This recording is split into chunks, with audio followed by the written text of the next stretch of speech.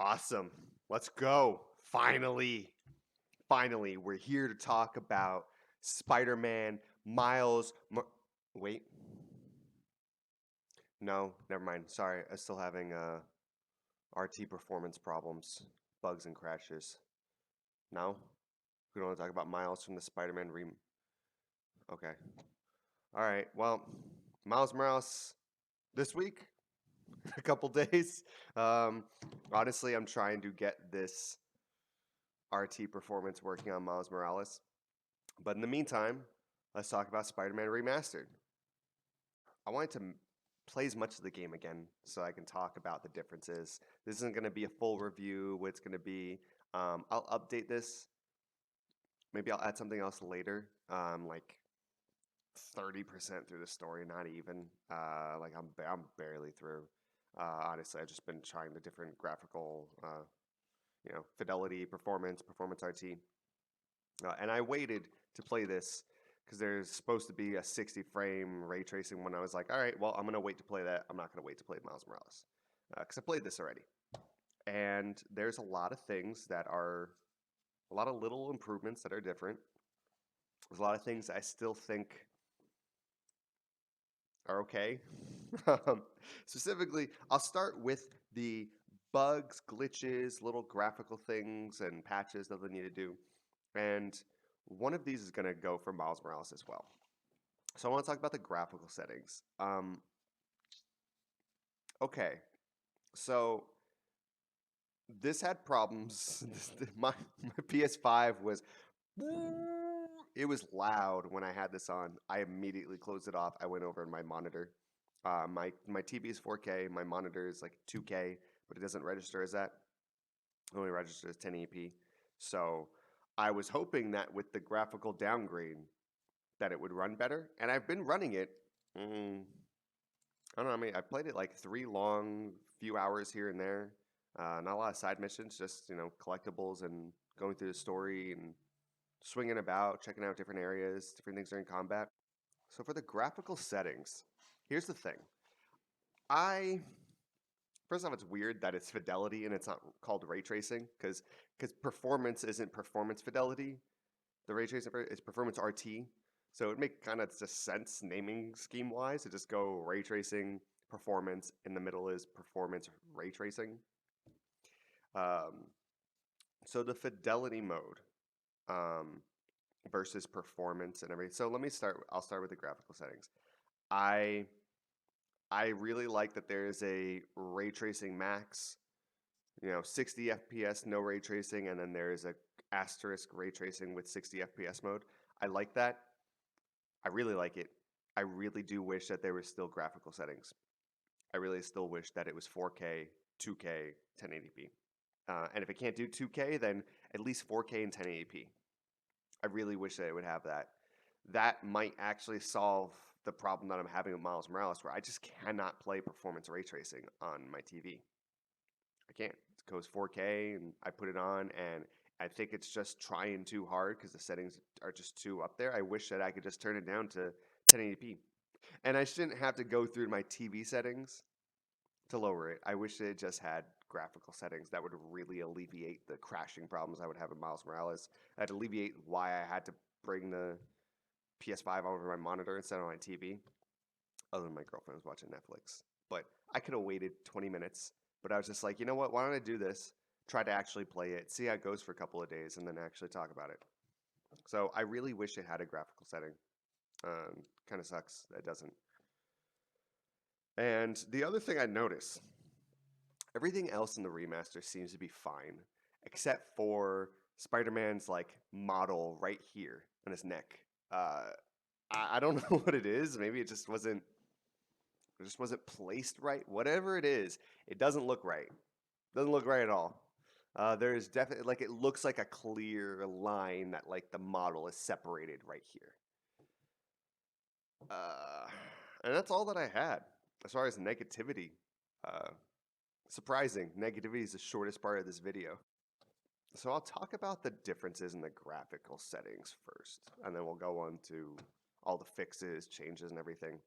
So the difference between fidelity and performance, minus the performance RT, because if you're on a 4K TV, whether you're playing Spider-Man Remastered or Miles Morales, I've only had issues with the PS5 completely just shutting the program down or just completely like bugging out only with the performance RT. I've had no problems with fidelity or with the performance mode. So the difference between them. Fidelity is very nice. Looks beautiful on both of them. It looks absolutely beautiful.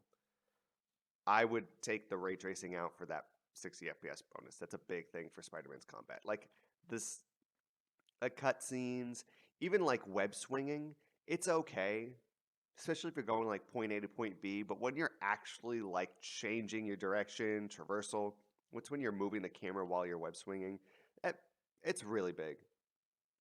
And it's still such a pretty game that it doesn't. Ray tracing's still a gimmick.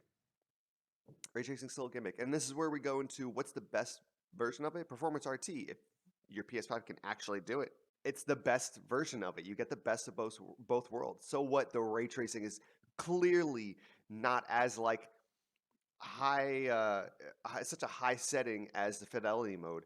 It's still there. It's such a little like it's there. It helps improve it, and really the frame rate. I mean, it's we're at here of like, what do you prefer, graphics or frame rates? And it's like ray tracing is that same argument, except it's such a bigger hit to frame rate, and in some ways, such a big boost in quality,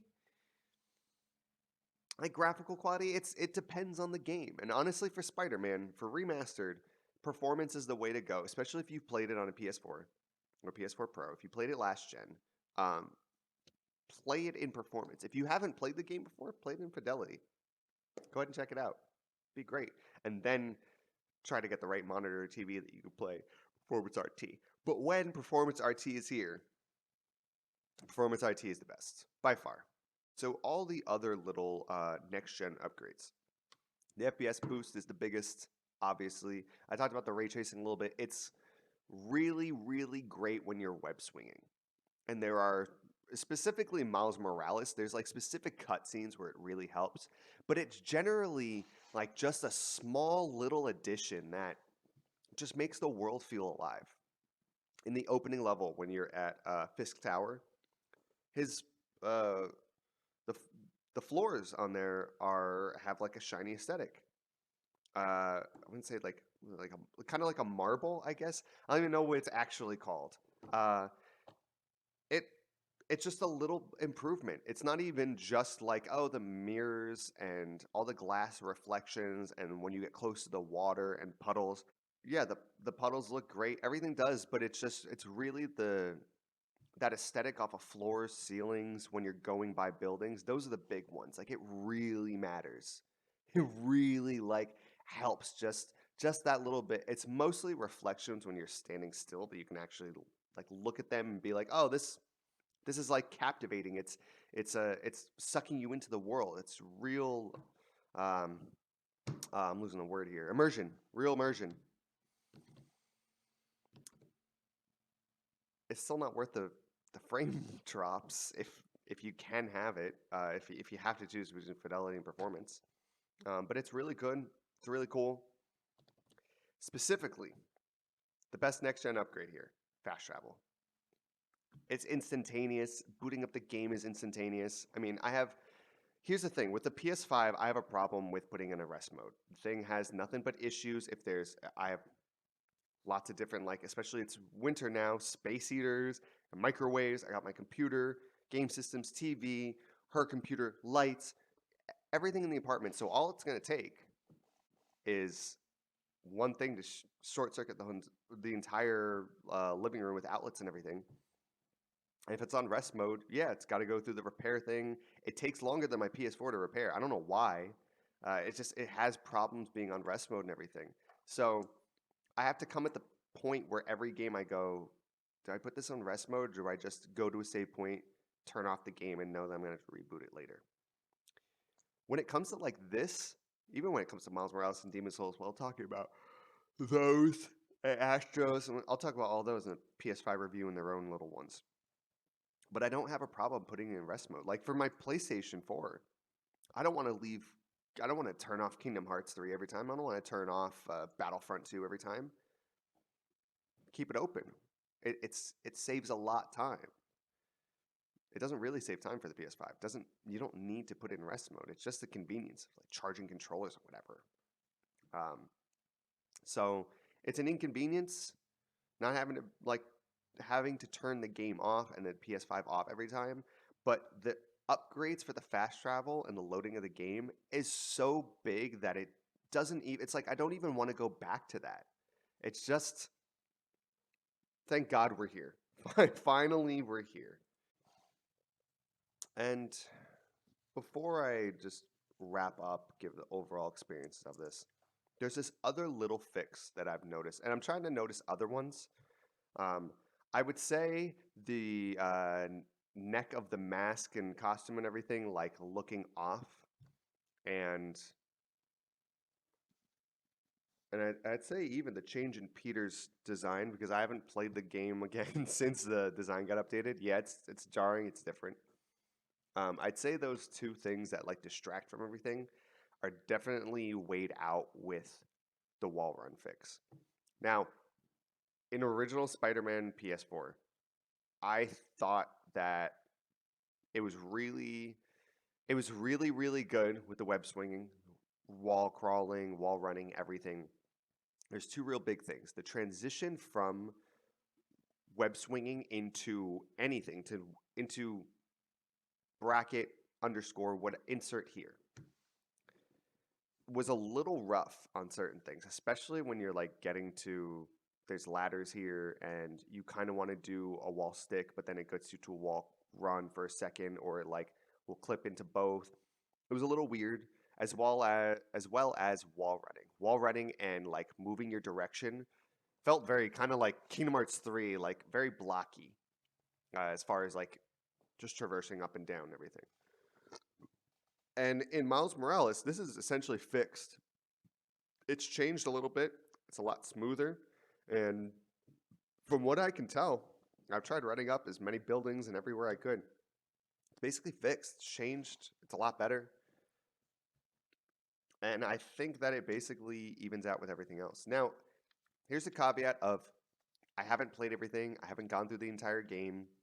This isn't a review of Spider-Man PS4 as well, because the game, I don't think the game changes much. It's not a game that really changes with the next gen stuff. It's an improvement for the fast travel, yes, and the graphical stuff is, of course, always great, but it doesn't change the game entirely. I have to wait to go through everything. Of course, like the puddles, weather effects looking better, um, no popping at all, or less popping if you had some. You know, all those things are really great, and they're enhancements. The most it is like if Spider-Man's an 8, like this goes up to like an 8.25, maybe an 8.5 when it comes to like loading and stuff. So it's an improvement, but there's still problems with the game of some of the side missions feel like boring. Honestly, it's a lot of crime activities and stuff to do, but I am finding that I am moving a lot faster throughout the game too. Now that fast travel is just instant, I can just go somewhere and be like, nah, I'll deal with that when I'm on that side of the map again. I can just go there and be like, oh, I just want to get all the backpacks right now. Do do do do do do do do. Oh, I just want to do all the landmarks. I just want to do this. You can actually do that. So completing the game is a lot less of a like mundane task. It's a lot more enjoyable than I'm waiting again to do this. Um, yeah, it's great. If you have played Spider-Man and you have a PS5, I'd highly recommend playing the remastered. Highly recommend it. If you haven't played Spider-Man, don't play it until it's on here.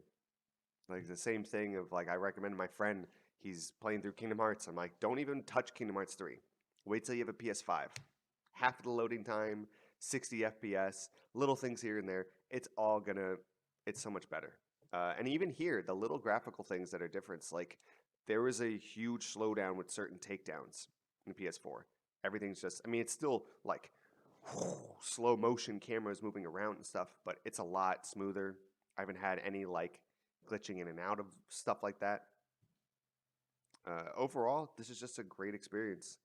I wish, I really wish that if you had Spider-Man PS4 and you download or you buy Spider-Man Miles Morales and you had Spider-Man PS4 with the DLC on PS4, that you would just get the free upgrade going to PS5. If you didn't have the DLC, then you'd have to rebuy it for $20, and it comes with the whole DLC package, which is cheaper than the DLC buying it on the PS4.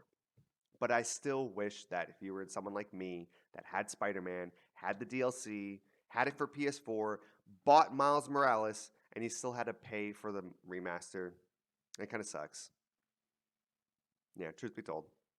Is it worth the $20 if you're not intending to play it more than one more time? It's all right. Just play Miles Morales, honestly. And my overall opinion, spoilers alert for my Miles Morales. Miles Morales still inches ahead. Yeah, they did a lot. And I mean, the most enjoyable experience so far is Spider-Man Remastered. It's going through the story, traversal again, and just seeing the game with just ray tracing and the SSD and I mean the increased frame rate. Just those three things are really just makes the experience so much better. Is it worth the buy? It's kind of up to you. How important is Spider-Man Remastered to you? How important is this game for you?